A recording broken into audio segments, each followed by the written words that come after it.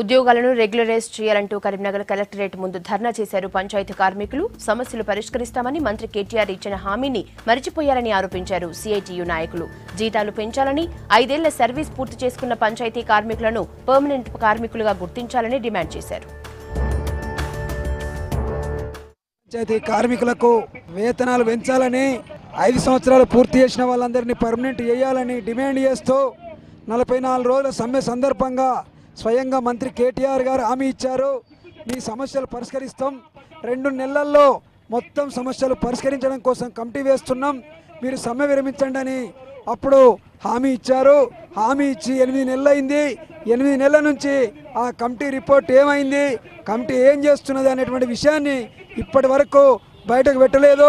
Assembly సమావేశాల సందర్భంగా గ్రామ పంచాయతీ కార్మికుల సమస్యలు పరిష్కరిస్తుందని ఆశించాం, కానీ ఇప్పటి వరకు దాని మీద చర్చ కూడా లేదు. ఇది అన్యాయం. కాబట్టి వెంటనే ప్రభుత్వం ఇచ్చినటువంటి హామీని, స్వయంగా మంత్రి గారు ఇచ్చినటువంటి హామీని అమలు చేసి తన చిత్తశుద్ధిని నిరూపించుకోవాలని డిమాండ్ చేస్తూ ఉన్నాం. లేకపోతే రాష్ట్ర వ్యాప్తంగా మరొక సమ్మె సైరన్కు